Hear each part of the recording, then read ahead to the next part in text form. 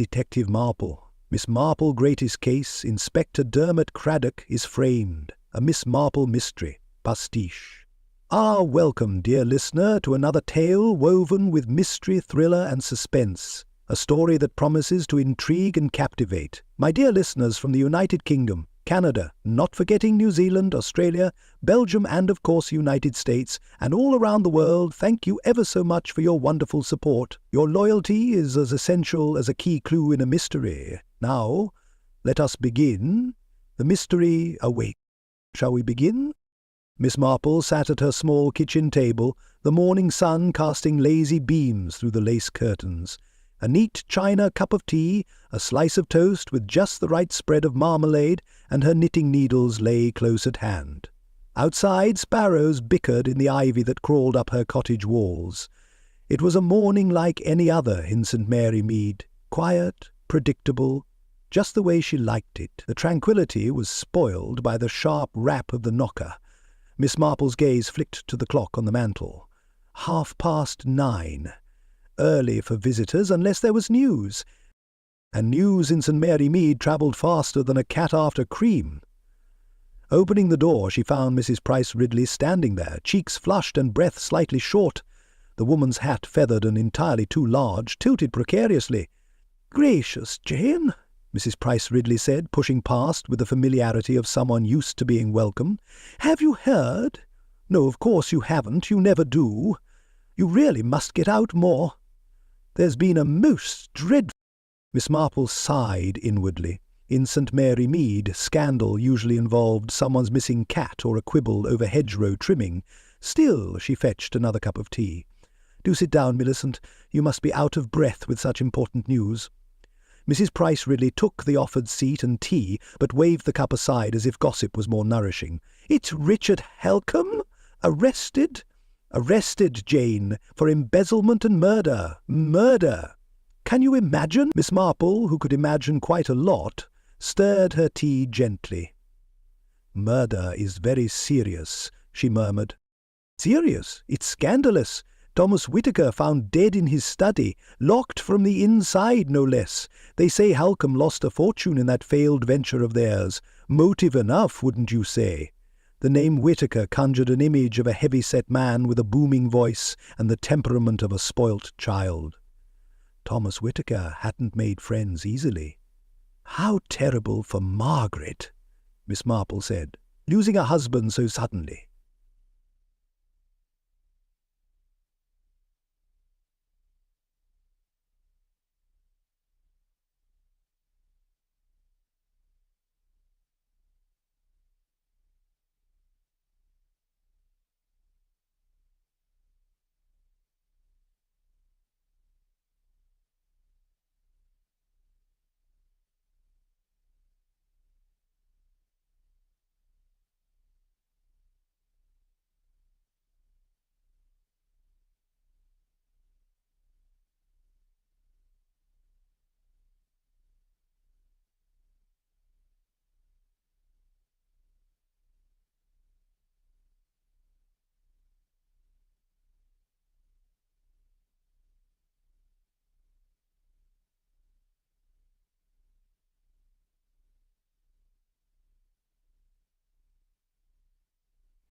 Loud arguments. Everyone heard them. Miss Marple nodded politely, but withheld judgment. Marriages, she knew, often hid more than they revealed. Tea cooled, gossip heated. Within 15 minutes, Mrs. Price Ridley had covered everything from Margaret Whittaker's suspected overspending to the suspicious timing of Richard Halcombe's debts. "It's all so shocking," Mrs. Price Ridley declared, draining her cup. "Market chipping hasn't seen such a stir in years, and poor Judge Langley. Imagine having to preside over this mess." Miss Marple's gaze sharpened, though her expression remained mild. "Judge Langley?"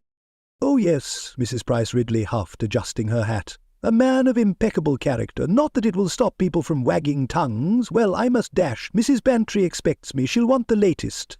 And with that she was gone, her perfume lingering behind, a mix of lavender and self-righteousness. Miss Marple sat quietly for a moment. Outside, the village went on as always. Children's laughter echoed from the green. A milk cart clattered down the lane, but underneath the calm she sensed the familiar hume of something unsettling. Appearances deceived, and in St.Mary Mead truth was rarely what it seemed. Later that morning Miss Marple tied on her sensible hat and stepped out into the brisk air. She wasn't one for nosing about, but certain things bore looking into, and the village shop was where facts and fiction often traded places. The shop bell jingled as she entered. Shelves overflowed with tins, boxes of biscuits and bolts of fabric. Behind the counter stood Mr. Simmons, wiping his hands on an apron that had once been white. "Morning, Miss Marple," he greeted. "Cold one today, eh? Papers just in, full of that Halcombe business. Terrible thing." "Yes," she agreed. "Terrible." She glanced at the counter display of barley sugars before adding, "Mrs. Price Ridley said the judge is involved." Mr. Simmons leaned forward, lowering his voice. "Bit of talk, that. Margaret Whittaker's been seen visiting Judge Langley's place. More than once. Could be innocent, of course, but, well, folk do wonder." From the back room, Jenny, the young shop assistant, emerged, carrying a crate of apples. "Innocent?" she snorted. "My aunt says Mrs. Whittaker and Judge Langley were thick as thieves before she married Thomas." "Jenny!" Mr. Simmons scolded, though not too sternly. Gossip was currency here. Miss Marple bought a quarter of tea biscuits and smiled gently. "It's so easy to assume things, isn't it?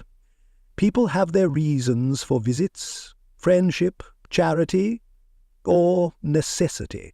"Necessity's a funny word for it," Jenny muttered, stacking apples with exaggerated care. Outside again, Miss Marple paused on the cobbled path. Market chipping bustled beyond the next hill, but here life moved at its slow pace. Too slow, sometimes, for secrets to stay buried. Her steps crunched along the road, thoughts swirling. Money, resentment, whispered affairs, motives layered atop motives. In a place like St.Mary Mead, nothing happened without someone noticing, but seeing wasn't the same as understanding. And if there was one thing Miss Marple knew, it was that the truth rarely lived where people expected. St.Mary Mead was quiet on this chilly autumn morning, a place where the clink of china and the murmur of distant gossip were the loudest sounds.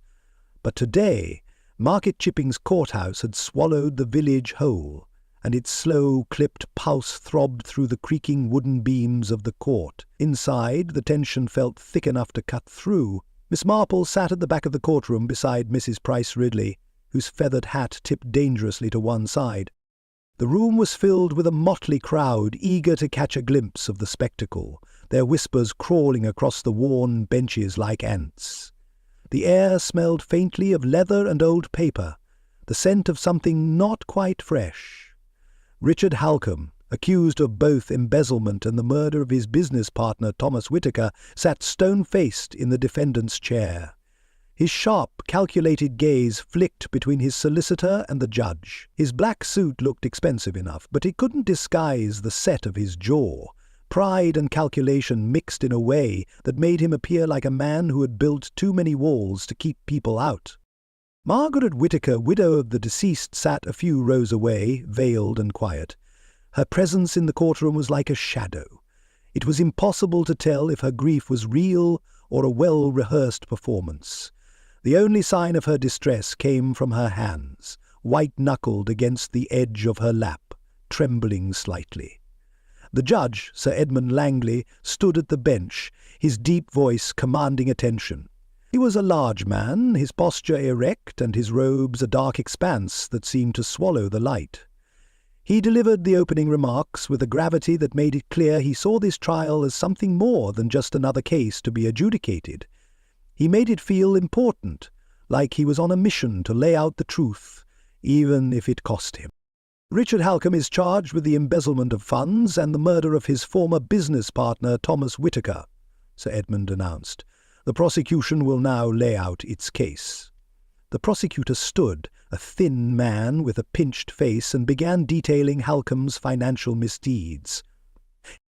He spoke of lost investments, illicit transactions, and a growing tension between Halcombe and Whittaker. As the words spilled out, the atmosphere in the room thickened.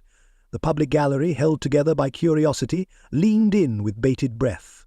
Halcombe, unmoved, sat still. Miss Marple observed him from her seat in the back, noting the way his fingers twitched, just once, before he clenched them into fists. A small thing, but in a room full of judgment and loud accusations it spoke volumes. The prosecution continued, laying out a sordid history of arguments between the two men. Whittaker had been the more visible of the two, but Halcombe had the means, the connections, the upper hand. And now, they said, Halcombe had murdered his partner to avoid his debts, to free himself from financial ruin. The prosecution's words were damning, and the evidence they laid out only seemed to bolster the case. As the courtroom simmered with whispers and glances, Miss Marple's attention shifted. Something about the way the prosecution had pieced the case together didn't feel complete. There was something they were not saying. But before she could dwell on it further, the sudden rustle of paper interrupted the proceedings. A court clerk approached Sir Edmund with an envelope, handing it to him discreetly. The clerk's face was unreadable, but the judge's expression darkened immediately. His usually stoic demeanour faltered for just a moment, a brief flicker of something in his eyes, before he schooled his features back into impassivity. The room quieted, the tension like a taut wire stretched to breaking point. The trial had reached a breaking point of its own, but nobody knew it yet. The judge's voice rang out, cutting through the thick silence. "A recess is hereby ordered. We will reconvene after a short break." The gavel struck with a sharp crack and the gallery stirred. Whispers spread like wildfire through the room. Miss Marple glanced over at Mrs. Ridley, who was already clucking her tongue in scandal. "What now, Jane?" Mrs. Price Ridley hissed. "What do you suppose that was about? Something's happening, something big." Before Miss Marple could respond, the courtroom erupted into conversation. A low murmur of voices filled the space, and soon the press stood in a huddle, scribbling frantically in their notebooks. When the recess concluded, Judge Langley returned, his face slightly flushed, and the air in the courtroom seemed to shift. The weight of it pressed down harder.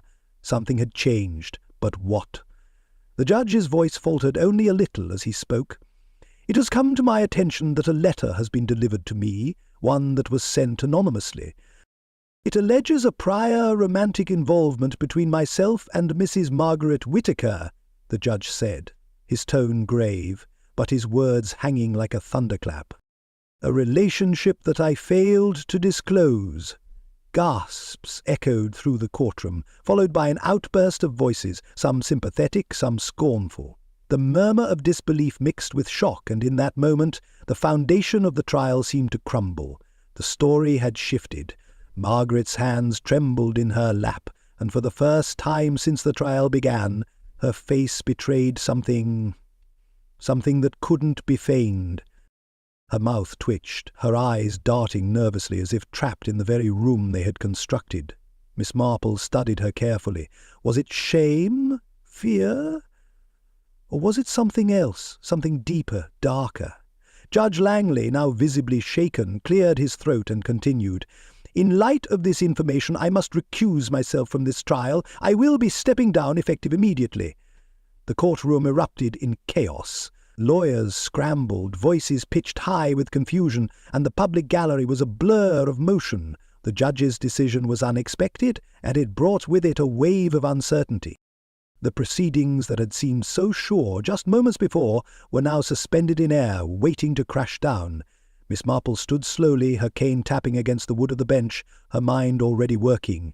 She could see the story unfolding before her, but there was more to it than what had been presented. This wasn't just about embezzlement, nor was it just about a murder. There was something deeper, something tangled in the relationships, the secrets of this small village. And it wasn't about to stay hidden much longer. Outside the courthouse, the crowd had gathered. Mrs. Price Ridley stood by the steps, her face flushed with excitement, gossip already spilling from her lips to anyone who would listen. Miss Marple lingered, her gaze sweeping over the scene. She overheard conflicting opinions, some sympathetic toward the judge, others filled with scorn for his actions, but beneath it all she sensed a carefully timed play in motion. Whoever had sent that letter knew exactly what they were doing. The truth, as always, would not come easily. The vicarage in St.Mary, Mead, had the same quiet air that most houses in the village seemed to share. Quiet, simple, and full of old wood and old habits. It sat near the edge of the village, just far enough to be removed from the bustle, yet close enough to feel connected to everything. From the front steps the view stretched across the green, where children played beneath the tall oaks and the occasional cart passed by. The sun was still early in its descent, casting long shadows, and Miss Marple found herself looking up at the thin steeple of the church across the road. It looked imposing yet comforting, a reminder of the steady rhythm of village life. Inside the vicarage, Miss Marple was greeted by Reverend Leonard Clement and his wife Griselda. They were already seated in the drawing-room, tea poured and scones set out. Griselda, with her sharp features and an air of constant anticipation, always seemed as if she was bracing herself for the next bit of gossip. Reverend Clement, on the other hand, was a man of gentle patience, his calm face set in a quiet but firm expression of reason. "How lovely to see you, Miss Marple," Griselda said, her tone always just a little too bright. She had that air about her, always a little too eager, always looking for something, even in her social niceties. "Yes, it's been too long," Leonard added, his voice warm. "Now, I suppose you've heard all the news from Market Chipping?" Miss Marple settled herself into the armchair, her eyes flicking briefly to the tea, but she didn't immediately take it. She didn't need the cup. Her mind was already elsewhere. "Yes, Mrs. Price Ridley has certainly made sure of that," Miss Marple replied, her tone dry, though she smiled politely. "But I must admit, I'm curious. The scandal's been on everyone's lips, and not all of the conversation seems entirely fair." Griselda looked as though she was waiting for the opportunity to pounce. "I'll tell you this, Miss Marple. I think there's something not quite right about the timing. How convenient that this letter shows up just as the trial reaches its most damning moment. It has all the hallmarks of a deliberate ploy." Leonard, his hand on the rim of his cup, frowned. "I'd be more inclined to give Judge Langley the benefit of the doubt. He's a man of considerable integrity. These kinds of accusations can destroy a man's reputation without merit." Miss Marple's fingers played with the edge of her teacup. "Yes, integrity," she said, her tone soft but piercing. "But integrity doesn't always protect someone from their past. And the past has a funny way of coming back when it's most convenient for those who want something." Griselda's eyebrows shot up. "Are you suggesting the letter was timed? But who would do such a thing? Who benefits?" Miss Marple asked, her voice quiet but sure. "A letter delivered at the right moment benefits no one but the true murderer, if it means Halcombe is convicted without a fair trial. It doesn't hurt to distract everyone with the judge's personal life, does it?" Griselda's lips pressed together. "And you think Halcombe—" "Halcombe? No, not him," Miss Marple interjected, her eyes thoughtful. "But someone close to the victim, someone who might have something to gain from the trial's outcome." Leonard cleared his throat. "Miss Marple, I've never quite understood your knack for seeing so much where others see only what they're told." Miss Marple smiled slightly, a twinkle of amusement in her eyes. "People can be so much more complicated than they seem, Leonard, especially when there's something to lose." The conversation shifted after that, Griselda throwing in a remark about the vicar's new sermon series, but Miss Marple's thoughts remained on the trial. There was something about the timing of the letter, the way it had arrived just when it was needed, that didn't sit right with her. If anything, it was too well timed. But who was behind it, and why now? Later that afternoon Miss Marple set off down the path leading toward Whittaker Manor. She had already sent a polite but firm request to Margaret Whittaker, and to her surprise the widow had agreed to meet her at the manor. The air was crisp, and as Miss Marple walked she noticed the stillness that clung to the village. The houses were neat, orderly, too quiet. Merry Mead always felt closed in, like a room where no one ever wanted to leave. There was no rush to move on to the next place or the next conversation. It was as though time was stalled, each house, each person frozen in place by their own secrets. When she reached the gates of Whittaker Manor she paused for a moment to take in the grand but faded facade. The estate was once elegant, its ivy-covered stone walls still bearing the remnants of a time when money and power were in abundance. Now the grandeur seemed strained, as though it too had grown tired, weighed down by years of neglect and the slow erosion of wealth. The heavy oak door opened at her knock, and Margaret Whittaker stood in the entrance, her face veiled. The widow's eyes were tired, her lips pressed tight, but her posture was stiffly polite, the kind of politeness that came from necessity, not warmth. "Miss Marple," Margaret said, stepping aside to let her enter, "please, come in." Inside the manor felt even more oppressive. The smell of old wood and dust filled the air, the walls adorned with portraits of long-dead Whittakers whose gazes seemed to follow Miss Marple as she moved through the dark hall. The furniture, while still rich in design, was worn, like everything in the house. Miss Marple took a seat in the drawing-room, noting the faded elegance. "You've lived here a long time, Mrs. Whittaker." "Yes," Margaret replied quietly, her fingers tapping nervously against the armrest. "Thomas and it wasn't always easy, but I did love him." She said the words with little conviction, but Miss Marple wasn't convinced by the lack of emotion in her voice. "Thomas Whittaker," Miss Marple said softly, "he had a reputation for being difficult, I've heard. Was it the money, do you think, that made him so?" Margaret looked down, her fingers twitching again. "No, it wasn't just that. It was other things he kept hidden. We all have our secrets, Miss Marple, even in a marriage." Miss Marple nodded, not pressing further. "And the study, where your husband was found? Might I see it?" Margaret hesitated, then rose to lead the way. "Of course." The study was a dark room, heavy with the scent of old books and leather. The oak desk sat in the centre, untouched, the chair slightly turned away, as though Thomas had been caught in the middle of something.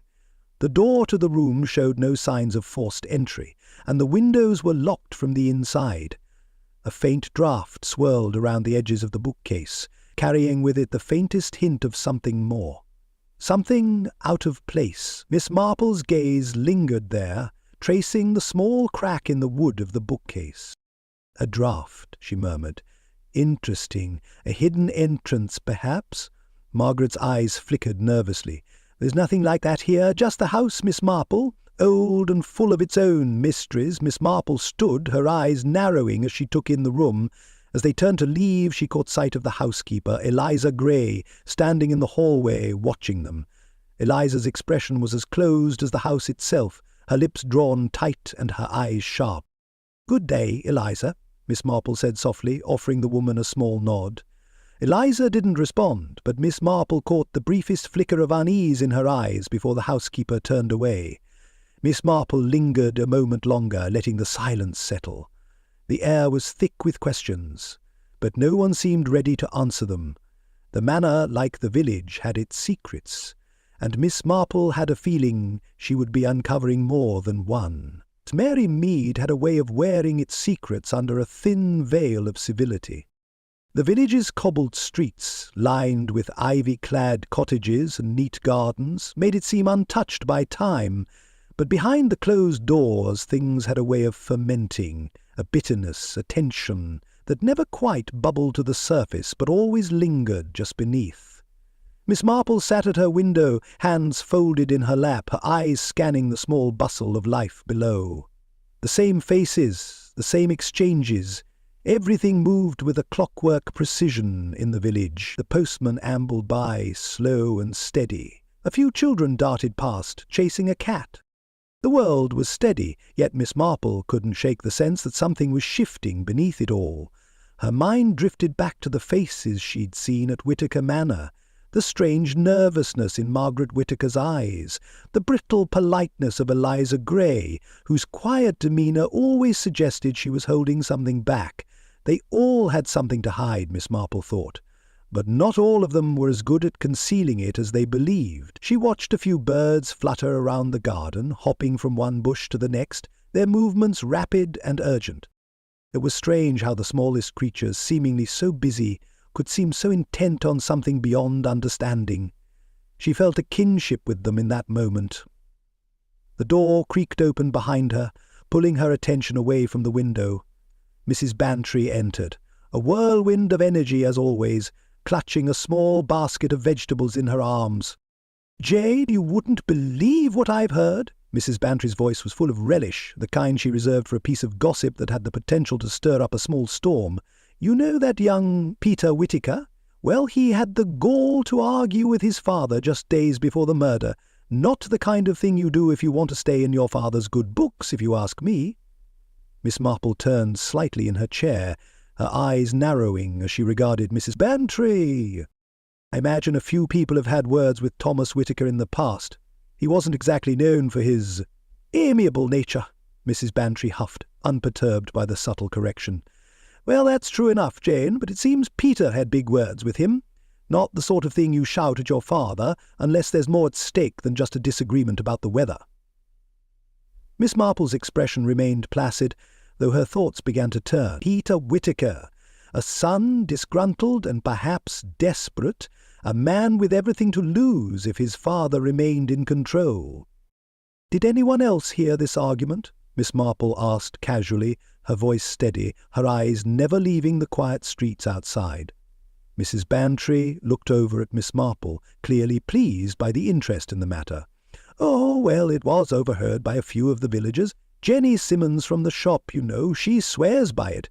They were shouting, Peter calling his father a bloody fool, and Thomas telling him to mind his place. No doubt it was about the will." The mention of the will brought Miss Marple's attention fully back to Mrs. Bantry. She could almost see the invisible thread connecting the old widow's words to the far more sinister motives lurking beneath the surface. "Interesting," Miss Marple murmured, her gaze flickering to the kettle on the stove. "I wonder, then, if that will had anything to do with it." Mrs. Bantry, clearly pleased that Miss Marple was picking up on her cues, sat down opposite her. "Now, that's what I've been wondering. People don't shout like that unless there's something big at stake. Peter's always been a bit of a spendthrift, hasn't he? Always hanging around the pubs, never quite steady." Miss Marple nodded, then turned the conversation in another direction. "And what of the staff at Whittaker Manor? You know Eliza Gray, don't you?" Mrs. Bantry seemed to hesitate for a moment before answering. "Eliza? Yes, of course, she's been there for years, 20, I'd say, quite the fixture. She's the kind of woman who's good at keeping things to herself. Never was one for gossip, not like most of the staff. But you know what they say. 20 years is a long time to serve a family. People have their resentments." Miss Marple's mind clicked into place as she turned to Mrs. Bantry. "So you think there might be something else behind Eliza's loyalty? Resentment, perhaps over promises made, promises broken?" Mrs. Bantry's eyes narrowed, her mouth curling into a knowing smile. "Exactly. And you know, Jane, people don't stay in a place that long out of loyalty alone. She knows something. I can feel it in my bones." Miss Marple said nothing for a long moment, her thoughts drifting back to Eliza Gray. The way she had watched Miss Marple and Margaret Whittaker during their brief encounter at the manor. She had been quiet, certainly, but there was something sharp about her gaze, something alert, something calculating. "You're probably right," Miss Marple said softly, her gaze returning to the window. "But whether or not she knows something doesn't mean she's ready to share it.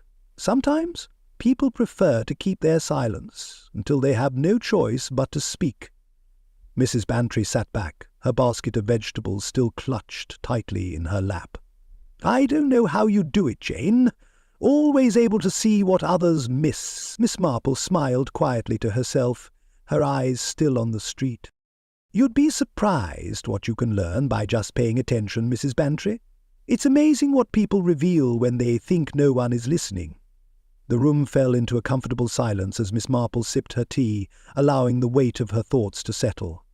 The clues were still scattered, a patchwork of motives, fears, and half-truths, but each conversation, each observation, brought her closer to the truth. There was a thread in this case, and though it was hidden beneath layers of deceit, it was beginning to unravel, slowly, surely, one small pull at a time.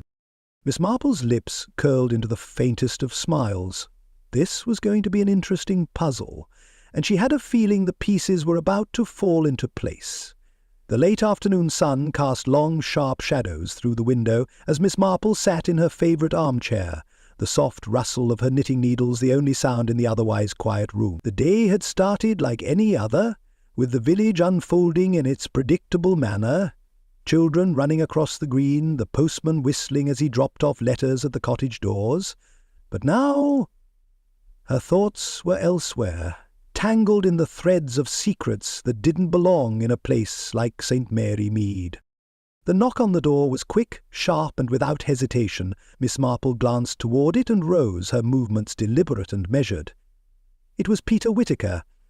She'd expected him eventually, though she wasn't sure what kind of confession he'd be willing to make, or if he'd even show up at all. He entered without waiting to be invited, standing in the doorway with a defensive air, his broad shoulders stiff.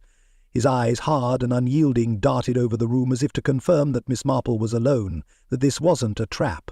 His jaw clenched slightly when he saw her, and the tension in the room seemed to settle around him. "You wanted to see me?"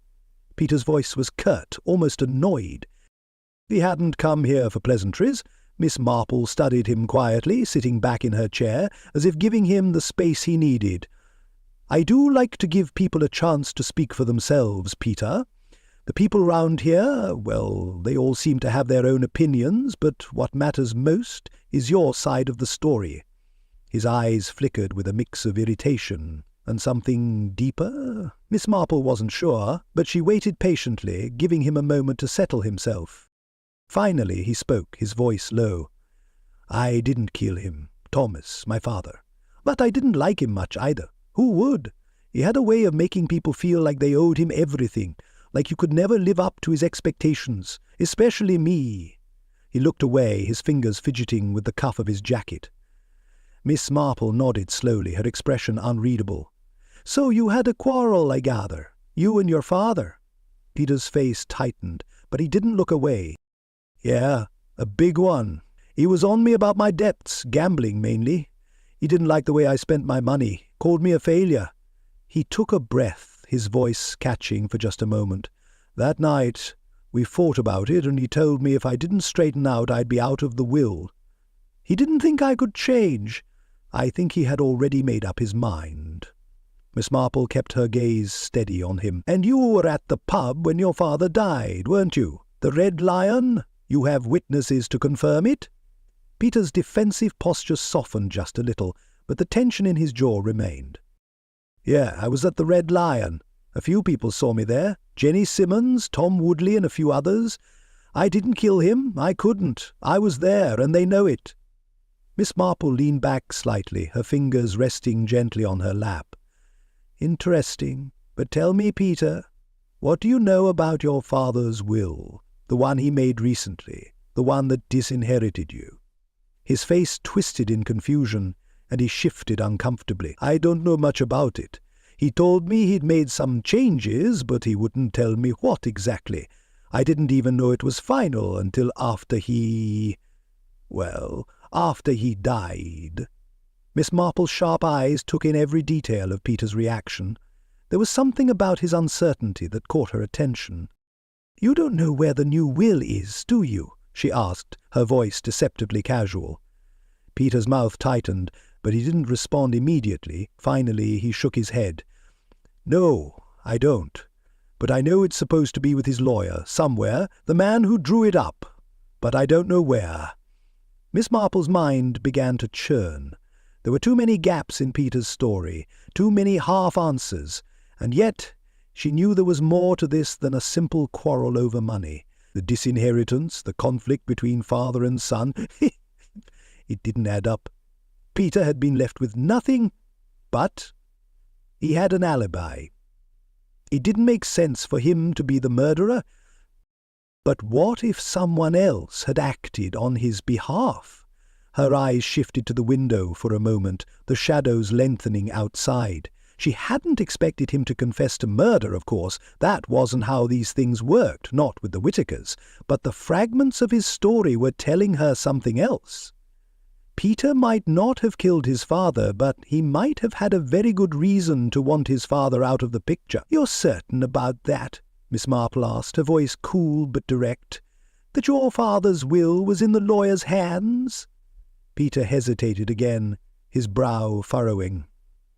"Yes, I think so. I don't know for sure, but he mentioned something about it." Miss Marple smiled slightly, her expression soft but knowing.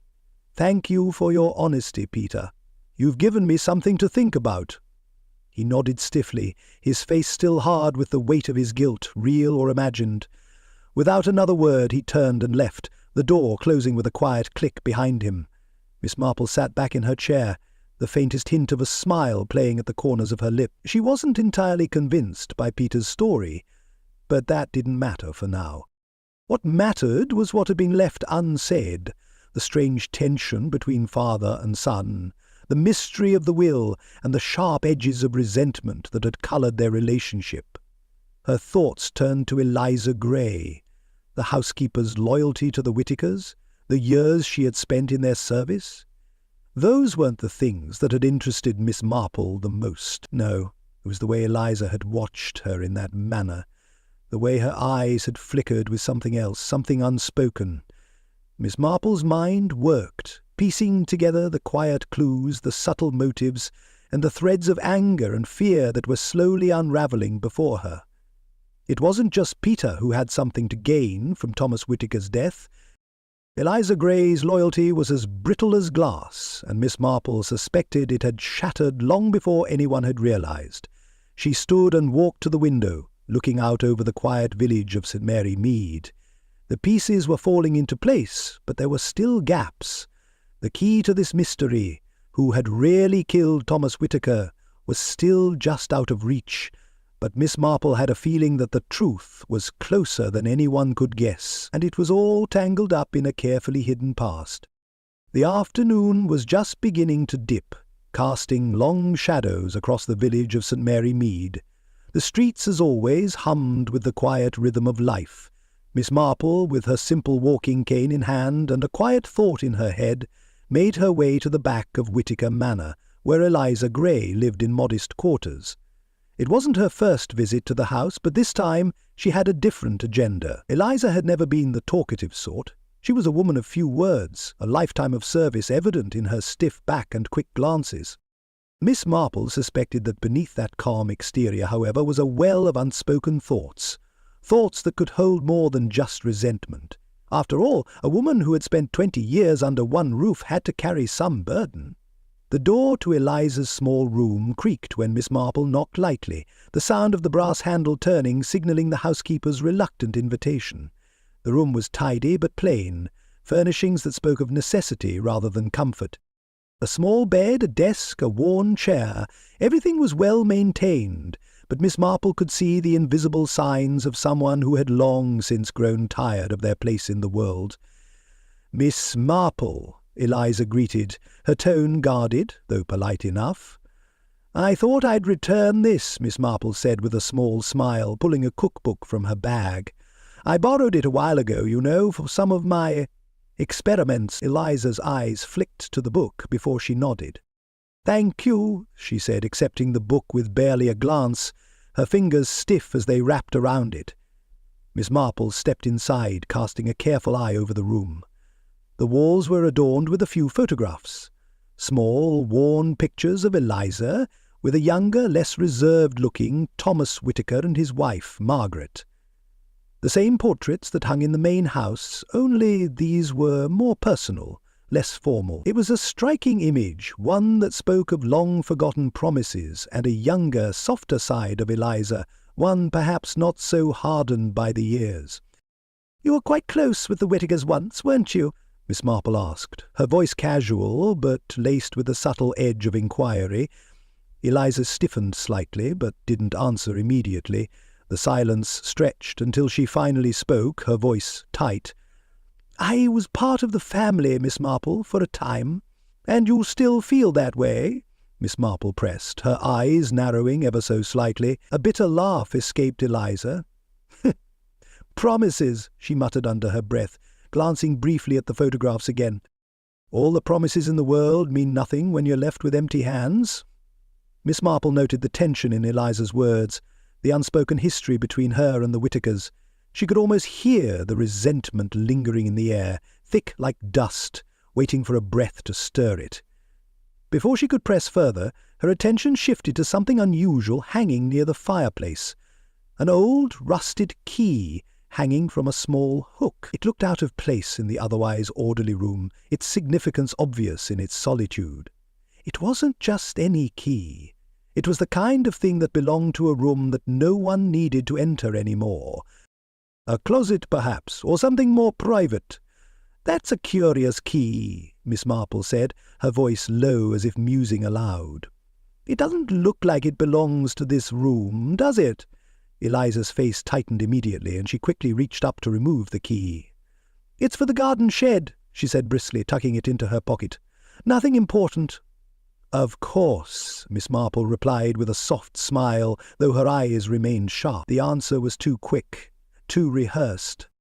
It was a lie, or at least an evasion, and Miss Marple wasn't about to let it slide. After a few more pleasantries, Miss Marple excused herself, leaving Eliza to her quiet. As she stepped out into the hall, the quiet hum of the manor seemed to press in on her, as though the walls themselves were hiding something. The key was an odd detail, one that would have to be investigated further. There were no garden sheds near the study where Thomas Whittaker had been killed, but there was something else behind that door, something hidden, just out of sight. By the time Miss Marple returned to Whittaker Manor, dusk had fallen, and the house felt even colder than before. The silence in the study seemed unnatural, like the house was holding its breath. She had persuaded Inspector Graves to return with her to the study, though he had been sceptical at first. His belief in the simple nature of the crime made him dismiss any notion of hidden passageways or covert escapes. But Miss Marple's insistence had worn him down. "This better be worth my time, Miss Marple," Inspector Graves grumbled as he followed her into the room. "We're not dealing with a conjuring trick here." The door was locked. No one came in or out. Miss Marple ignored his scepticism. She had no time for such doubts. Her focus was on the faint draught that still lingered near the bookcase, an almost imperceptible current of air that suggested something hidden in the walls. She moved closer to the bookcase and began running her fingers along the edges, tapping lightly in places. Her hand paused as it made contact with a small, almost imperceptible latch behind one of the rows of books. It was old, probably overlooked for years, but the latch clicked open under the pressure of her fingers. Inspector Graves' eyes widened as the bookcase shifted, revealing a narrow passageway hidden in plain sight. "What in the blazes?" He stepped forward, his voice dropping to a murmur. "That wasn't there before." Miss Marple stepped into the passage, her eyes quickly adjusting to the dimness. The narrow corridor was barely wide enough for two people, but it led directly toward the kitchen, a servant's passage most likely. It hadn't been used in years, but the dust had been disturbed recently. The smell of old wood mixed with the faintest hint of something else, something more recent. She moved carefully through the passage, and at the far end, behind a disused pantry door, the passage ended. There was no way this would have been seen by anyone in the main house. The servants would have used it to move around unnoticed, and anyone trying to escape unnoticed would have found it the perfect route. "This," Miss Marple murmured, turning to face Graves, "was Eliza Gray's escape route. She could have easily exited the study after the murder, relocked the door from the inside, and disappeared through here." Graves shook his head. "But why would she—" "Why not?" Miss Marple interrupted. She had more to gain than most. Years of loyalty, promises made and then dashed.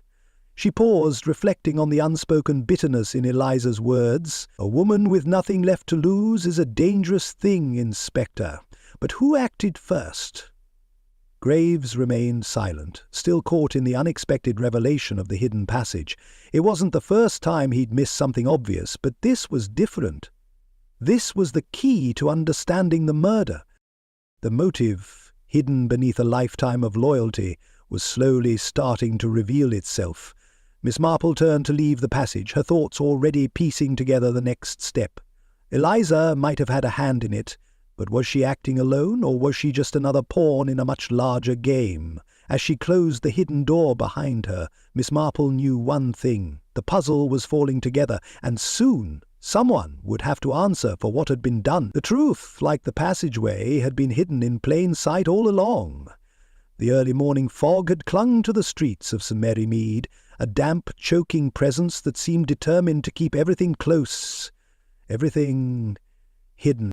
Miss Marple stood at the window of her cottage, watching the mist curl around the rooftops, the quiet village life continuing as if nothing had changed.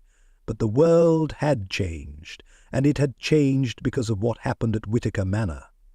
A knock on the door broke her reverie. Inspector Graves stood in the threshold, his uniform sharp but his eyes tired. He didn't look like a man who'd solved a case. He looked like one who was about to admit he'd missed something. "Miss Marple," he greeted, stepping inside without waiting for an invitation. "I've got something that might interest you."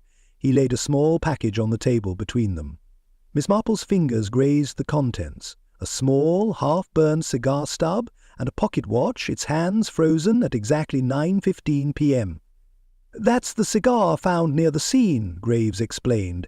"Doesn't match the usual ones Halcombe smokes, but Peter Whittaker swears it's not his. He doesn't smoke cigars, he says." Miss Marple looked at the stub, then at Graves, her brow furrowing slightly. "I believe you're right, Inspector, but I recall Richard Halcombe smoking that very brand during the trial. It was rather distinctive, wasn't it?" Her voice was quiet but firm. Graves blinked, then pulled the cigar closer. "You think Halcombe's lying?" "Not necessarily lying, but perhaps misdirecting us." Miss Marple's eyes narrowed. "Peter Whittaker may not be the one who left the cigar behind, but the timing of the cigar's presence is curious." Graves exhaled sharply and ran a hand through his hair. "And this?" He pointed to the pocket watch. "We found it on the floor near the desk, but it was stopped at exactly 9:15 p.m. Miss Marple bent down to inspect the watch, her fingers tracing the glass carefully. 9:15. "That's when we believe Thomas Whittaker was murdered." Her voice was calm, almost casual, but her eyes flickered with sharp interest. "Tell me, Inspector, what's unusual about this watch?" Graves looked at her, confused for a moment, and then his eyes widened in realization. "It's been damaged. Someone broke it deliberately." "Precisely," Miss Marple replied. "The timing was staged. 9:15 couldn't have been the actual time of death. Whoever left this watch behind wanted us to believe it was the exact moment Whittaker was murdered." Graves leaned back, scratching his chin. "So, someone's trying to mislead us. But who would go to all that trouble? And why?"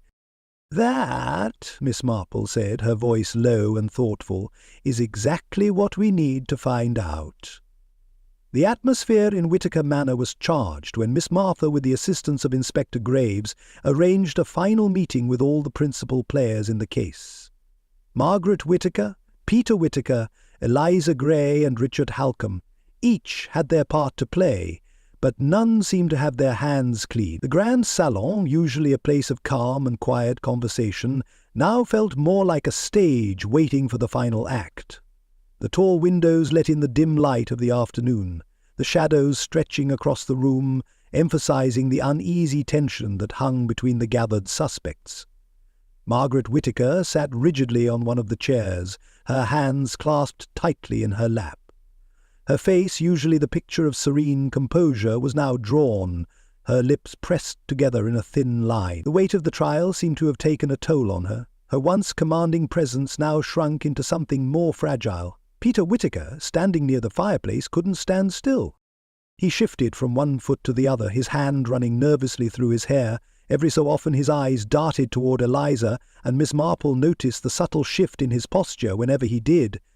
Eliza, for her part, seemed completely unaffected by the tension in the room. Her face was stoic, her hands folded in her lap, but her eyes, those sharp, calculating eyes, never stopped moving. She was alert, watching.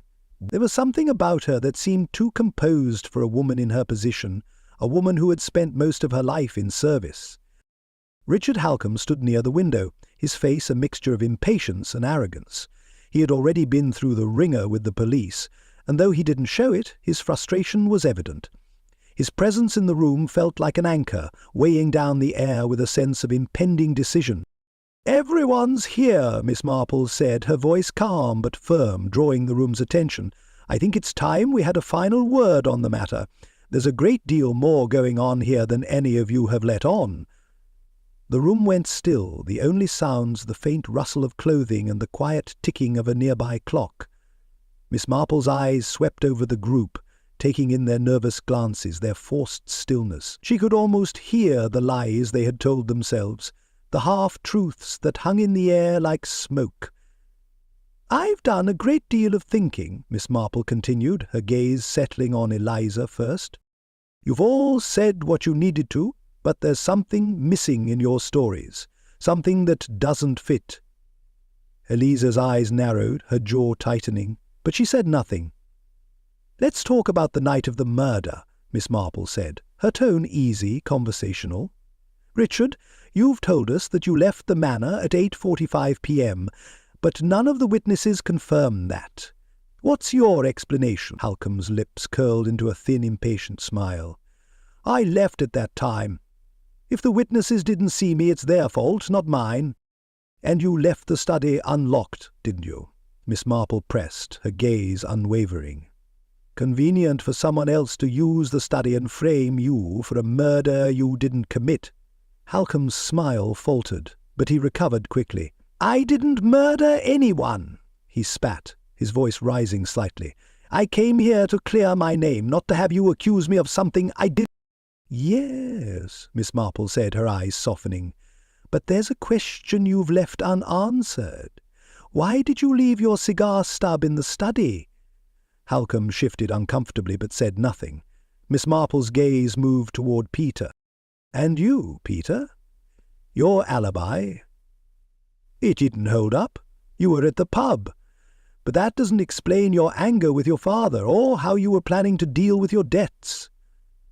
Peter swallowed hard, his fingers trembling ever so slightly. "I didn't kill him," he said again, though his voice had lost some of its conviction. The silence was thick now, the kind that pressed in from all sides. Miss Marple turned to Eliza, who met her gaze squarely. "And you, Eliza, the key. It's odd, don't you think, that you'd have a key to a hidden passageway in the manor, one that could lead directly from the study to the kitchen? That's quite a way to slip away undetected, wouldn't you say?" Eliza's lips curled, but it wasn't a smile. It was a grimace, one that said she was ready to admit to something, but not quite yet. "Did you do it?" Miss Marple asked, her voice soft, almost kindly. The room held its breath. "Yes," Eliza said, her voice low and even, "but not alone." The pieces were falling into place, but Miss Marple knew that the truth was still just out of reach. Eliza's confession, partial as it was, revealed one thing. Someone else had been pulling the strings. Someone had been manipulating events, orchestrating everything behind the scenes. It wasn't over yet, not by a long shot. And Miss Marple was more certain than ever that the answer was hidden in plain sight, just waiting for someone to put the pieces together. The atmosphere in Whittaker Manor's grand salon was thick with tension. A cold, still air seemed to settle over the room, pressing down on the gathered group. Margaret Whittaker sat at one end of the room, her fingers tightly clutching a handkerchief, her face pale and drawn. She looked the part of a grieving widow, though something about her composure felt rehearsed, like she was playing a part she had long since grown tired of. Peter Whittaker, seated across from her, drummed his fingers impatiently on the armrest of his chair. His posture was stiff, his eyes shifting between the others in the room. He had the look of a man cornered, and his nervous movements gave away his inner turmoil more than his words ever could. Eliza Gray stood by the door, her back straight as a board, her expression hard and unreadable. She was the picture of rigid control, her hands clasped in front of her, though Miss Marple noted the slight tremor in her fingers. Richard Halcombe leaned against the far wall, arms crossed, his gaze wary. He had the air of a man who was used to being in control, but the storm brewing in the room had made him uneasy. He had no idea how the next few hours would play out, and that discomfort was etched in every line of his face. Inspector Graves, standing at the centre of the room, cleared his throat and glanced at Miss Marple before turning to address the others. "We've gathered a lot of information so far," he began, his voice rough but steady. "But as of now, the pieces don't quite fit. We have a motive, but no clear suspect." There was a pause as everyone processed the weight of his words. Margaret's hand tightened around the handkerchief. Peter shifted in his seat, and Eliza's eyes darted around the room, avoiding contact with anyone. Miss Marple, who had been sitting quietly observing each of them, finally spoke up. Her voice was soft but pointed. "Who truly benefits from Thomas Whittaker's death?" she asked, her eyes moving from one face to the next. The question hung in the air like a challenge. Peter's response came almost immediately, a sharp denial. "I don't know," he said quickly, his voice too quick, too certain. "I don't stand to gain anything. I never wanted him dead." Miss Marple's eyes locked onto him. "Not directly, no. But if you were disinherited, someone else must have stood to gain, mustn't they?" Margaret stiffened at the mention of the will, her fingers clutching the handkerchief tighter. She hesitated for a long moment, her gaze flicking nervously between the others before she spoke, her voice low. "Thomas had been blackmailed recently," she confessed, her eyes cast downward. "But I never found out who was behind it. He wouldn't tell me. He said it was something from his past, something he couldn't escape." There was a moment of silence as the weight of Margaret's revelation settled over the room. Miss Marple watched her carefully, noting the way she avoided eye contact as she spoke. It was the kind of detail that begged for further investigation, one that suggested deeper secrets had been buried under the surface of the Whittaker family for years. Eliza's gaze flickered ever so slightly, but she said nothing. Miss Marple's sharp eyes caught the brief hesitation, and she felt the sting of something untold in Eliza's silence. She had learned long ago that silence was often the loudest statement someone could make. Miss Marple shifted her focus to the anonymous letter that had disrupted the trial, her voice cutting through the stillness of the room. "And what of the letter, Margaret?" she asked. "The one that surfaced at the most convenient time? The one that accused Judge Langley of a romantic past with you? Why did it come to light just then? And who stood to gain from it?" Margaret looked up, her face a mixture of confusion and frustration. "I swear I had nothing to do with it," she said, her voice rising a little. "I didn't want any of this to happen. The letter, it's just another complication in all of this. I don't know why someone would send it." Miss Marple's gaze never wavered from Margaret, her expression unreadable.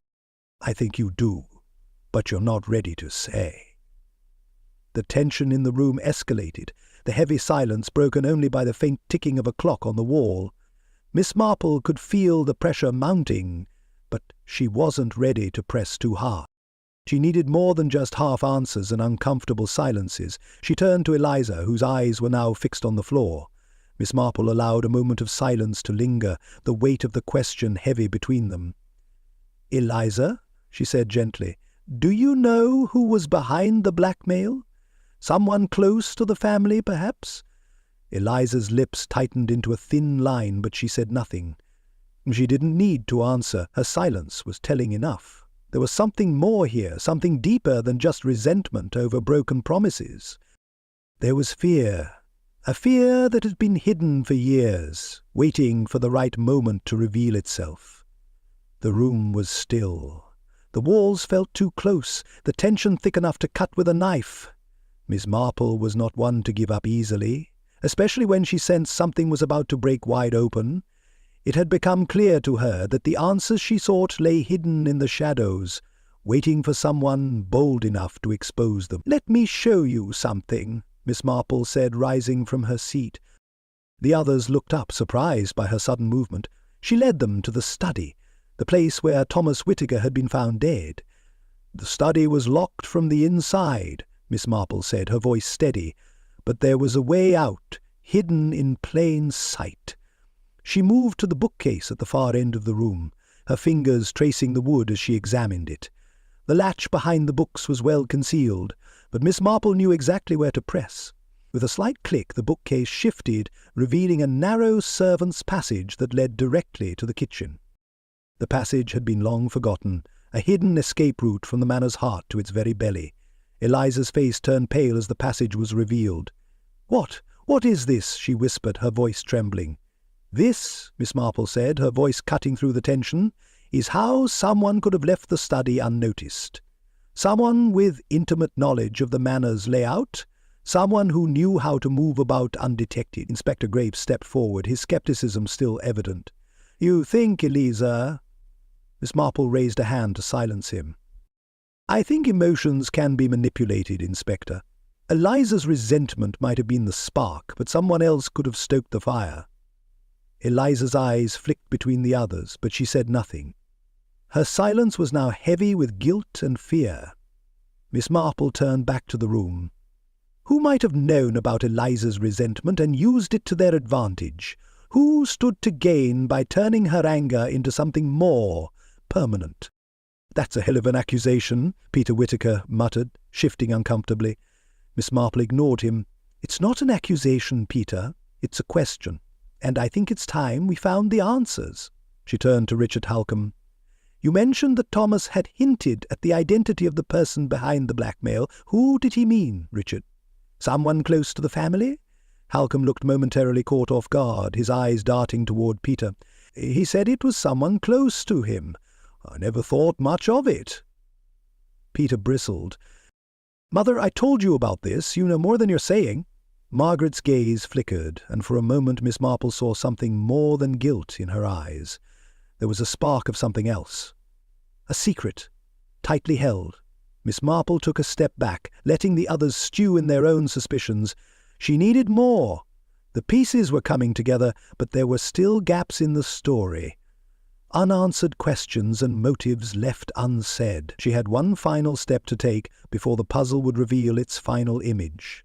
"I think it's time we visited the solicitor who drew up the will," Miss Marple said quietly, her gaze shifting to Inspector Graves. "I believe that will hold the answers to our next question."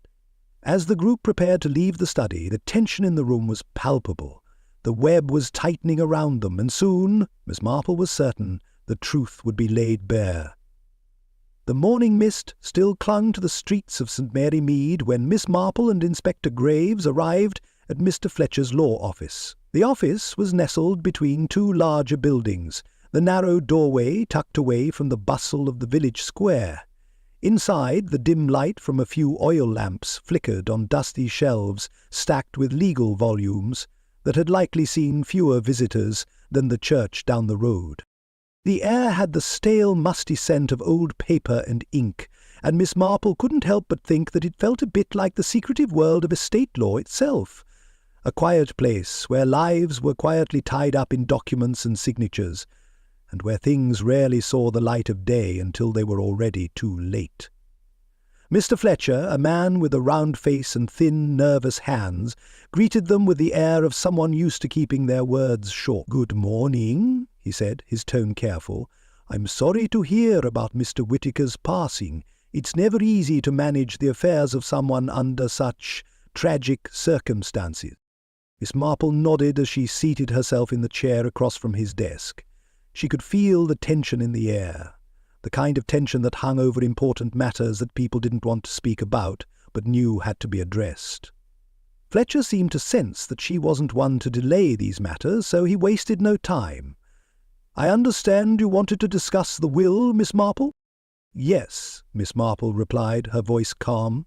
"We've been given to understand that Thomas Whittaker's will was recently revised.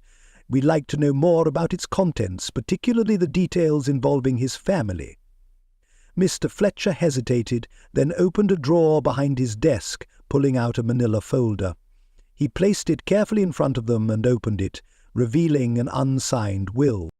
"This," he said, "is the most recent draft. Mr. Whittaker did not finalize it, but it was his intention to leave his estate to a charity, with a generous pension for his long-serving housekeeper, Liza Gray.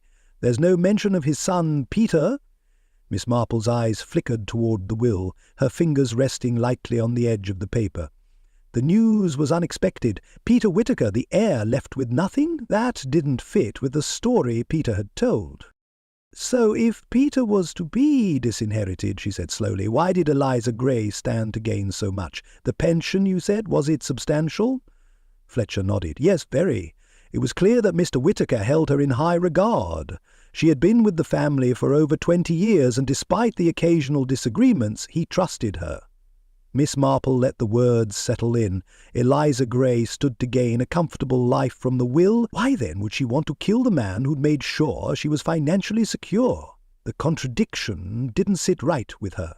"But this was never finalized," Miss Marple mused, her gaze fixed on the unsigned document. "What happened to the final version of this will?" Fletcher's hands trembled slightly as he answered. "The original will, the signed one, disappeared shortly before Mr. Whittaker's death. We assumed it was misplaced, but it never turned up." Miss Marple's expression softened, but her mind raced. The will had been stolen just before the murder, stolen by someone who knew its contents. The pieces were beginning to fit, but there was more to uncover. "Do you think Mr. Whittaker was aware his will had been tampered with?" she asked, her voice even. "Mr. Whittaker was a difficult man," Fletcher replied carefully. "He was constantly worried about his finances and the future of his family. But I don't believe he was aware that the will had been altered in any way. Not until it was too late." Miss Marple's eyes narrowed. She had a feeling that the real motive was not just about money, but about power. The power to control what came after Thomas Whittaker's death. "Thank you, Mr. Fletcher," Miss Marple said, closing the folder and rising. "I think this will be useful." As they left the office, Miss Marple's mind was already piecing things together. The stolen will, the unfinalized document, Eliza's involvement. There was someone who had forged the will, someone who had used Eliza's loyalty as a tool in their game. And then, of course, there was the murder itself. Miss Marple wasn't convinced Eliza had acted alone. By the time they returned to St.Mary Mead, the village had settled into its usual rhythm. People moved about in the same slow, steady way, their lives unaffected by the drama that had unfolded at Whittaker Manor. Miss Marple stopped by the village post office, where she had the good fortune of running into Miss Hart, the postmistress, who was sorting through a pile of letters. "Good afternoon, Miss Marple," Miss Hart greeted, looking up with a pleasant smile. "How are you today? I hear there's been quite a lot of news about the Whittaker case." "Yes," Miss Marple replied, her tone friendly but purposeful. "I'm trying to piece things together. There's one matter I'd like your help with, if you don't mind." "Of course," Miss Hart said, setting aside her work and leaning in slightly. "What's troubling you?" Miss Marple's gaze dropped to the counter, as though gathering her thoughts. "I understand that a telegram was sent from Whittaker Manor recently, shortly before Mr. Whittaker's death. Do you happen to know who sent it?" Miss Hart hesitated, but only for a moment. "Ah, well, that's interesting, actually," she said, glancing around as though ensuring no one was listening too closely. "It wasn't from Margaret or Peter, I can tell you that much. No, it was Eliza. The telegram came in on the day of the murder. She was the one who signed it." Miss Marple raised an eyebrow, her curiosity piqued.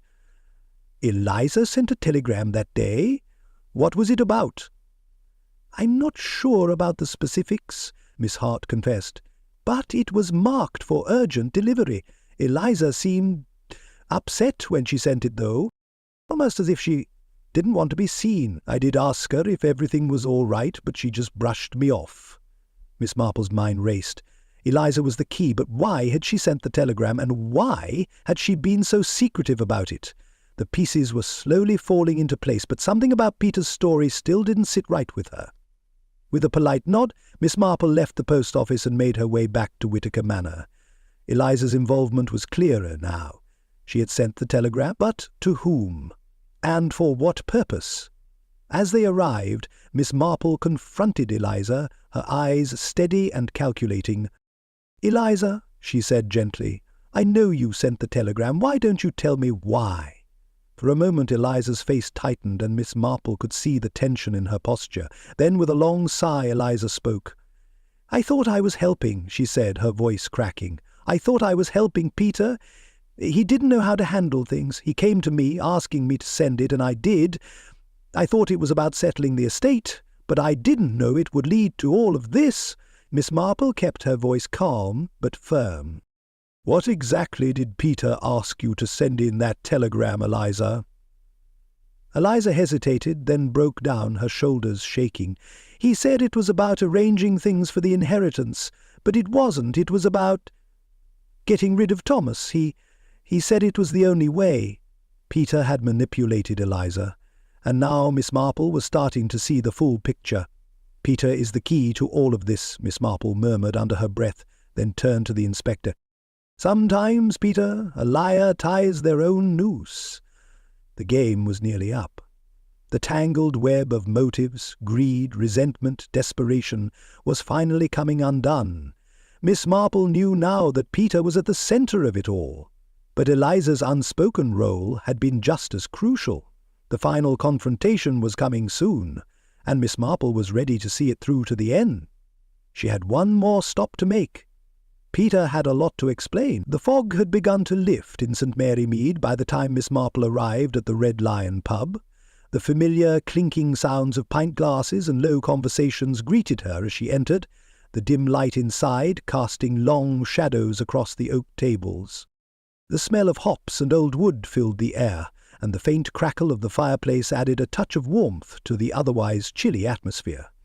It was a world apart from the tense, tightly wound air of Whittaker Manor, but Miss Marple's mind was fixed on the same mystery that had occupied her thoughts for days. The regulars barely acknowledged her as she passed through, accustomed to her quiet presence. She made her way to the bar, where the pub's owner, Tom Woodley, was cleaning a mug. Miss Marple nodded in greeting. "Good afternoon, Tom. I've come to ask about Peter Whittaker. His alibi, well, it doesn't seem to hold up as well as it did." Tom looked up, clearly uncomfortable. "Ah, Miss Marple," he said, his voice a little too thick. "I didn't think anyone would be asking questions about that night." He wiped the glass once more, though it didn't need it. "But, well, Peter didn't come in when he said he did. He came in later. Not much later, mind you, but later than he told the police." Miss Marple's eyes sharpened as she leaned in slightly. "How much later, Tom?" Tom hesitated, his eyes shifting toward the other patrons before he leaned closer. "Not by much, maybe 15 minutes, 20 tops, but it's enough, isn't it? Enough to put him at the manor when his father was killed. I don't know what he was up to, but it was nothing good." "Thank you," Miss Marple said, giving him a reassuring smile. "You've been most helpful." She left the pub, her mind processing the new information. Peter Whittaker's carefully crafted alibi was crumbling, bit by bit, and it seemed that the young man's time in the spotlight was soon to end. But there was still one piece of the puzzle she had to turn over: Peter's involvement with the cigar stub found at the scene. Back at Whittaker Manor, Miss Marple wasted no time in confronting Peter. The room was colder now, with the light of late afternoon streaming through the tall windows, casting shadows that seemed to stretch across the grand salon. Peter was seated at one end, his fingers drumming nervously on the armrest of his chair. Miss Marple placed the cigar stub on the table in front of him, the one found near Thomas Whittaker's body. "This cigar, Peter," she said, her voice steady but sharp. "It matches the one you've been seen smoking several times. Care to explain why it was found at the crime scene?" Peter's face drained of colour, his eyes widening as he looked at the cigar. I told you, I don't smoke cigars." "You're quite sure of that?" Miss Marple's voice remained calm, but there was an edge to it now. "Because this particular brand has been tied to you on more than one occasion." Peter swallowed hard, his mouth dry. "I don't know how it got there. It wasn't mine. It must have been planted." His voice cracked at the end, desperation creeping into his words. "Planted?" Miss Marple echoed, her brow furrowing. "A curious claim, Peter. I wonder who would want to plant evidence that would tie you directly to the murder scene." Margaret, who had been silent until now, spoke up, her voice trembling with a mixture of fear and hope. "Peter, please, you need to tell the truth." She reached out toward him, her hands trembling. "You're my son. You can't lie to me." Peter flinched at her words, his eyes darting between his mother and Miss Marple, then back to the cigar. His lips pressed together, and his silence stretched into the air like a taut rope ready to snap. Inspector Graves, who had been standing nearby, shifted impatiently. "This has gone on long enough," he said, his voice rough. "Peter Whittaker, you're under suspicion. We need answers, and we need them now." Miss Marple raised a hand to halt him.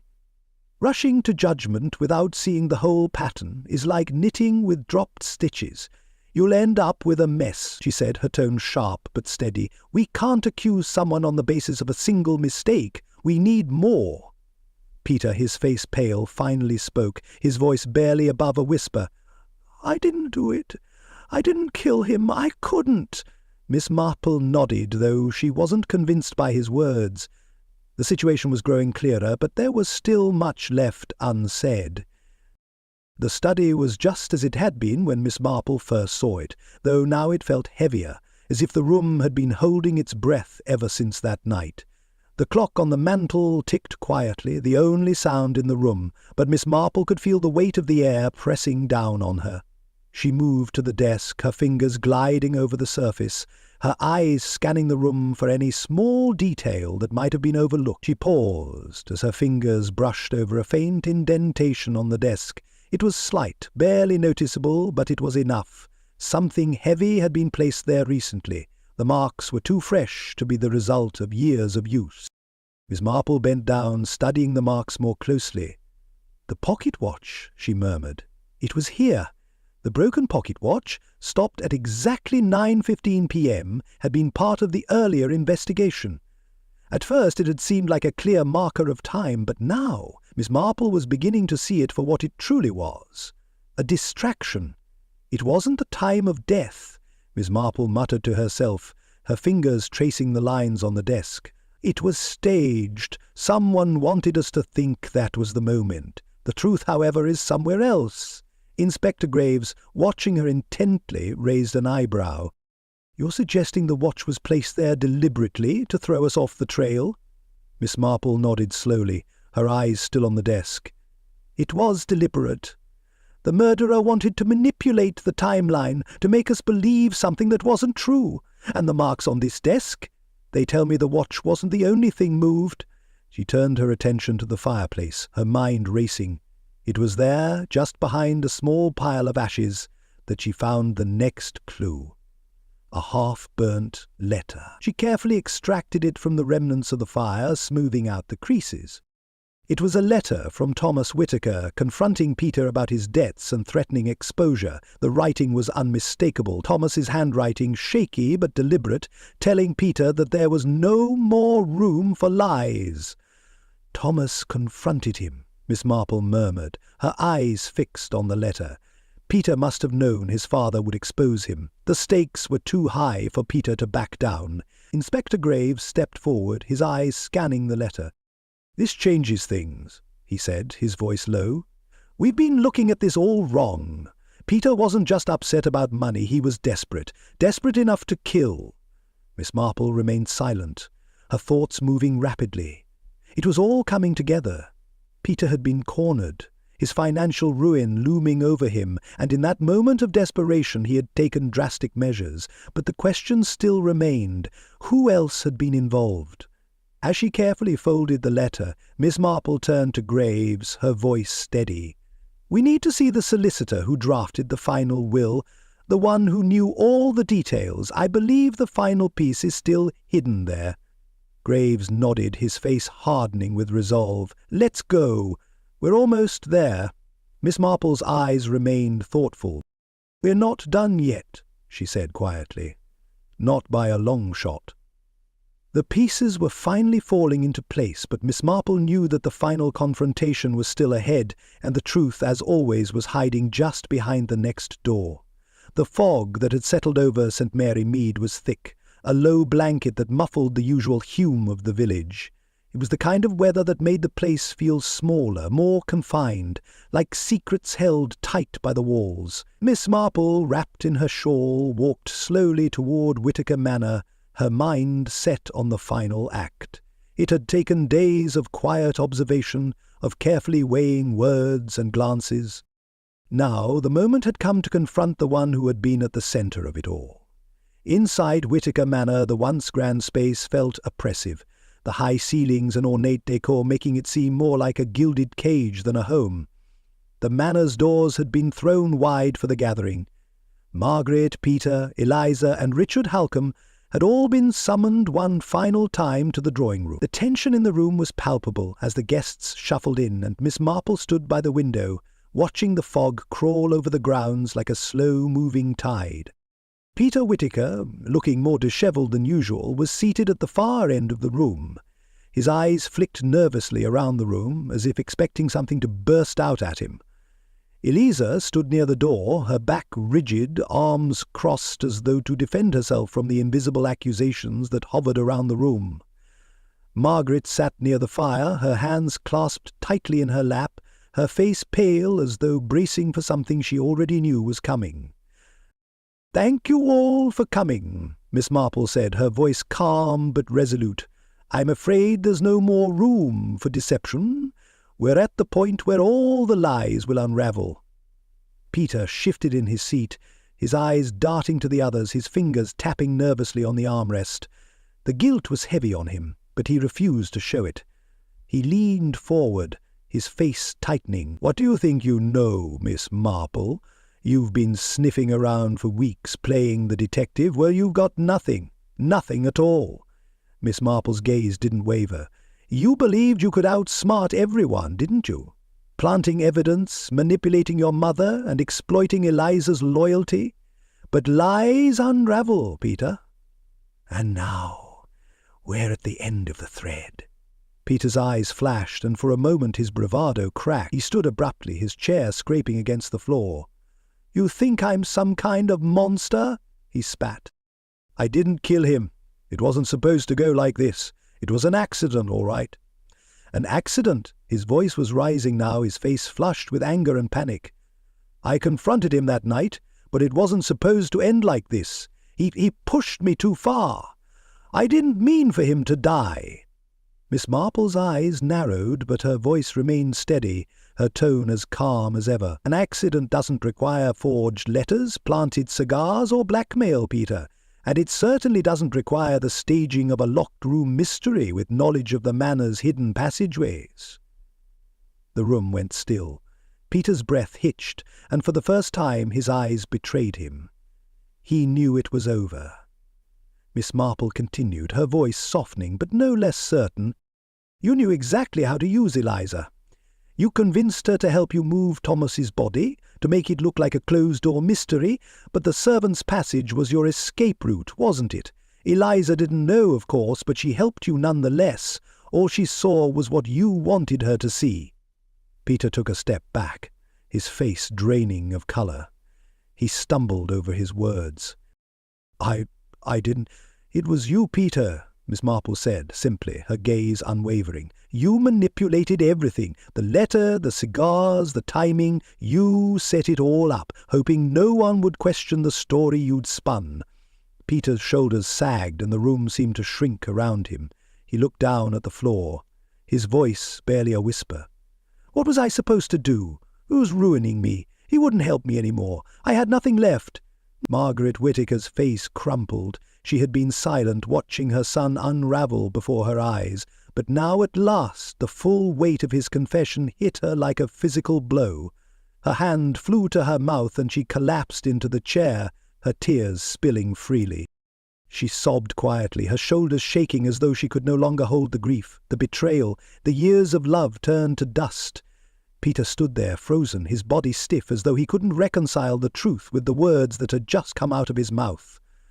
For a long moment, neither of them spoke. Margaret's sobs filled the room, the sound like a weight pressing down on everyone in it. Finally, Peter spoke, his voice soft, almost apologetic. "I didn't mean for it to happen like that, Mother. I didn't think he'd die. I just wanted him to stop. I just wanted a chance. He never gave me one." Inspector Graves, standing silently at the far side of the room, stepped forward now. His hand was steady as he reached for Peter's arm, but Peter pulled away with a slight jerk. He didn't want to be touched, not now, not after everything. "I'll take it from here, Miss Marple," Graves said, his voice grim. "Peter Whittaker, you're under arrest for the murder of your father." Peter's shoulders slumped as the reality of the situation settled in. He didn't fight it. There was nothing left to fight for. As the inspector moved to cuff him, Peter muttered under his breath, almost as if to himself, "Father never gave me a chance. What was I supposed to do?" His voice was hoarse, the words coming out in a jagged whisper. "What was I supposed to do?" Miss Marple watched him for a moment, then turned to Margaret, who was still crying quietly, her face buried in her hands. She stepped over to her, her hands gentle on Margaret's trembling shoulders. "It's a cruel thing when greed blinds a man to those who love him," Miss Marple murmured softly, helping Margaret into the chair. "But there's nothing left to be done now. You must remember, Margaret, that your love for him wasn't in vain. It was just misplaced." Margaret looked up at Miss Marple, her eyes red and swollen, her face a portrait of heartbreak. "I never thought he could do something like this," she whispered, her voice shaking. I thought I knew him." "You did, Margaret," Miss Marple replied softly, "but sometimes a person's choices are driven by a fear so great they can't see what they're doing. They blind themselves to the ones who truly care." Inspector Graves stepped back, his face hardening as he looked at the pair. He nodded to Miss Marple, his voice low. "I'll take him now." As Peter was led away, Miss Marple stood in the centre of the room, the weight of the case finally lifting. But the faces of the Whittakers, the broken family, lingered in her thoughts. She could see it all. The lies, the manipulations, the slow suffocation of love and trust by greed, and with that, the storm that had been brewing over St.Mary Mead finally passed. But the ripples of the tragedy would echo through the village for years to come. St.Mary Mead had always been a village of muted rhythms, where everyone knew everyone else's business, and the clatter of gossip was the loudest noise to be heard.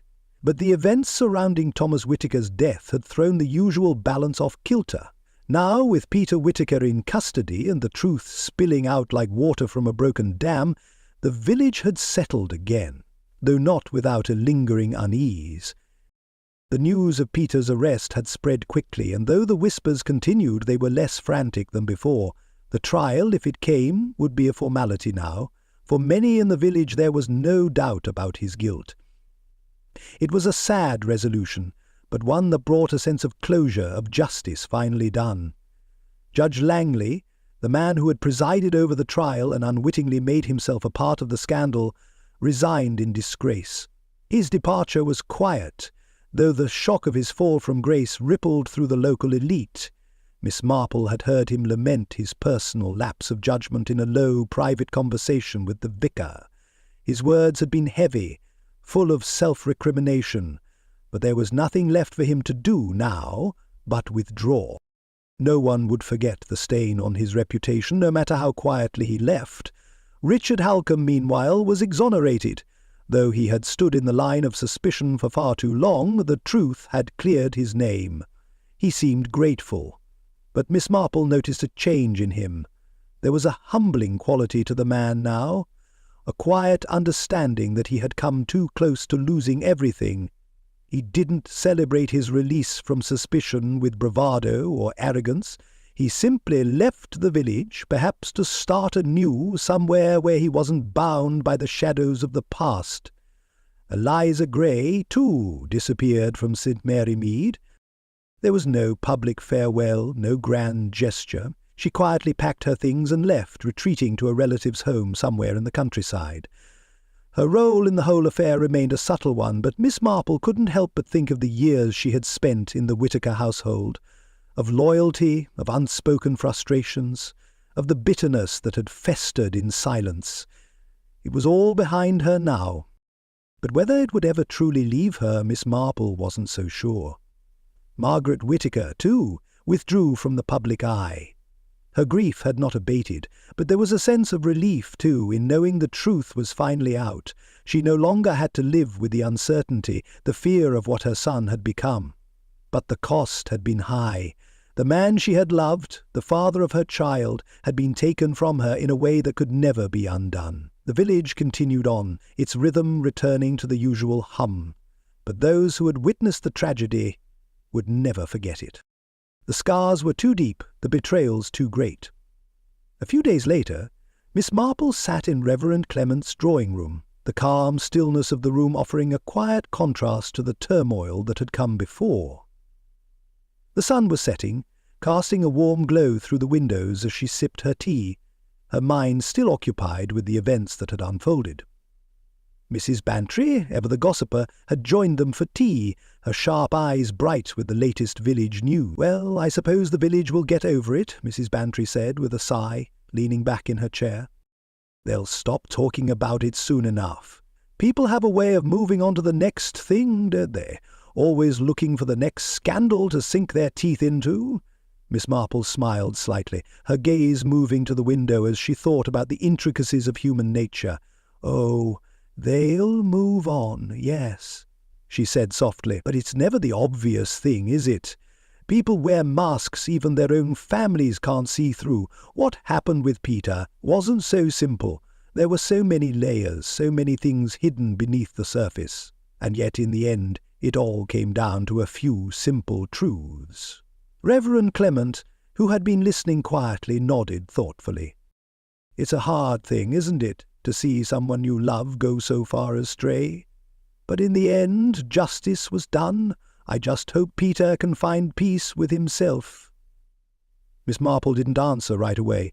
She was still thinking about the way people hid themselves, about the things they chose to hide from even those they loved most.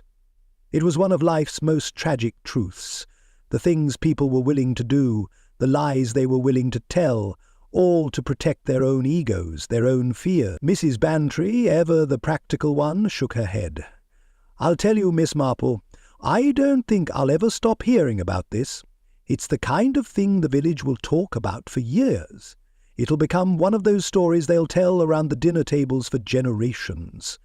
Miss Marple smiled, the corners of her mouth twitching with a hint of dry amusement. "Oh, Mrs. Bantry, you're right. People do love a scandal. It makes life a little more exciting, doesn't it?" She paused, then added with a gentle nod, "But eventually they'll move on. Until the next mystery arises, of course." Mrs. Bantry gave her a knowing look. "Oh, I'm sure you'll have another one of your cases soon enough, Miss Marple. You always do." Miss Marple chuckled softly, her eyes twinkling. "Perhaps. But I think this one is done. The truth is out and justice has been served. Sometimes that's all we can ask for." As the conversation drifted back to more mundane matters, Mrs. Bantry's latest baking experiment and Reverend Clement's upcoming sermon, Miss Marple sat back, content with the peace that had finally settled over St.Mary Mead.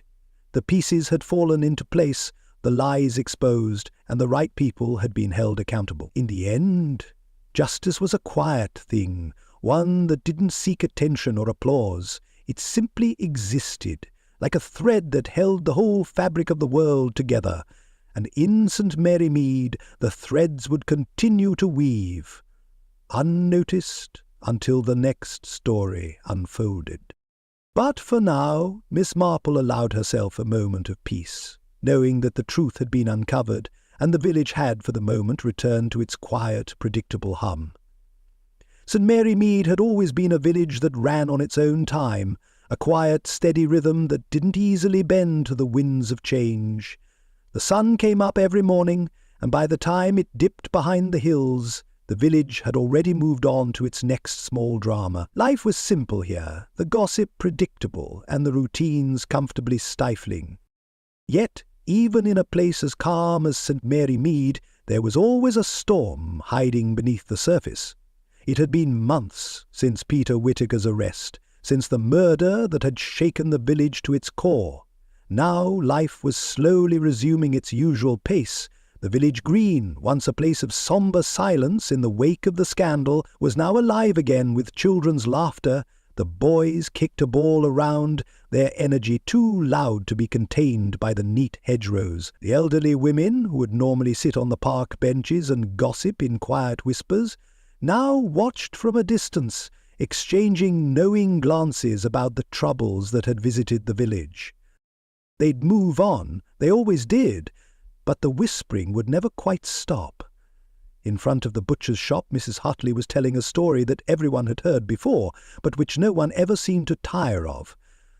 The gossip was lighter now, less about scandal and more about the return of normalcy. But Miss Marple could hear the undertone, the occasional mention of Peter Whittaker, his downfall still fresh in their minds, lingering like an old wound that had yet to fully heal. Miss Marple stood at her front door, watching the village go about its business. She could hear the familiar cadence of life slowly returning to the green. The shopkeepers, who had always been more than happy to gossip over the counter, had started up their usual chatter again. Their voices, now a bit more subdued, talked of the next shipment of goods, the weather, and, of course, Peter. They'd wait until the next scandal to fill the airwaves. Miss Marple turned her attention back to her garden. The roses needed trimming, and it was a good day for it. She made her way out to the garden, her knees protesting as she knelt beside the flowers. The peace of her little patch of greenery was something she'd always found calming. The world could go mad, but here, with the soft smell of roses filling her senses, she could feel the pull of something steady. As she worked, a letter arrived, slipping through the mailbox slot with a quiet thud. Miss Marple straightened up and took it, recognizing the neat handwriting on the front. She opened the envelope and read the contents with the kind of focus only someone who had seen it all could manage. The letter was from Inspector Graves, and it thanked her for her invaluable assistance in solving the Whittaker case. It was formal, polite, but there was an underlying respect in the words, a recognition of her sharp mind and the role she had played.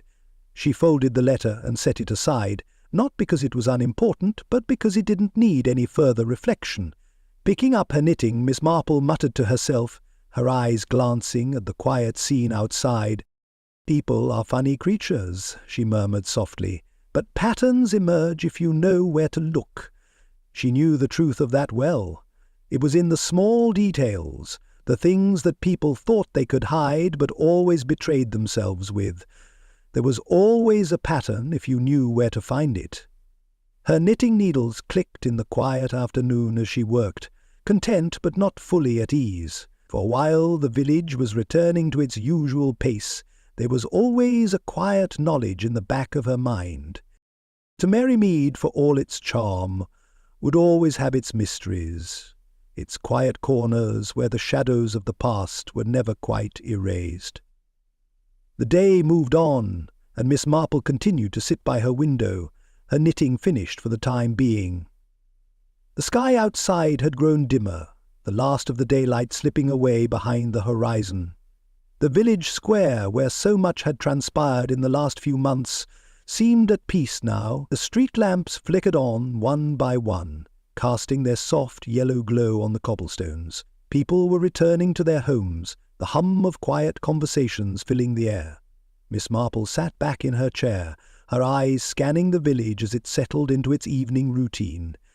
There was something comforting about the sight, almost like the closing of a book, the last page turning, leaving only the quiet hum of life going on. But Miss Marple knew better. She had seen too much of the world, too much of human nature to think that things were truly calm. There was always something waiting, something lurking just beneath the surface. She sighed contentedly, though there was a knowing glint in her eye as she watched the village grow darker. "It's funny," she murmured, "how quiet things can seem, and yet there's always something more beneath it. No matter how peaceful things seem, you never really know what lies underneath. Mystery always finds a way to creep in." She paused, her gaze lingering on the village square, now emptying out for the night. The firelight in the windows flickered softly in the distance, and the smell of wood smoke drifted on the breeze. It was a peaceful night, but Miss Marple knew as well as anyone that peace could be fleeting. And after all, she said to herself with a faint smile, St. Mary Mead does have a way of keeping one on one's toes. She sat there for a moment longer, her thoughts turning inward, reflecting on the many mysteries she had solved over the years. Some had been easier than others, but each had its own unique story. And though the village was calm for now, she knew that mystery never really slept. It waited, patiently, just around the corner. In St. Mary Mead, the calm was a veneer, a fragile illusion. And Miss Marple, as always, was ready for whatever came next.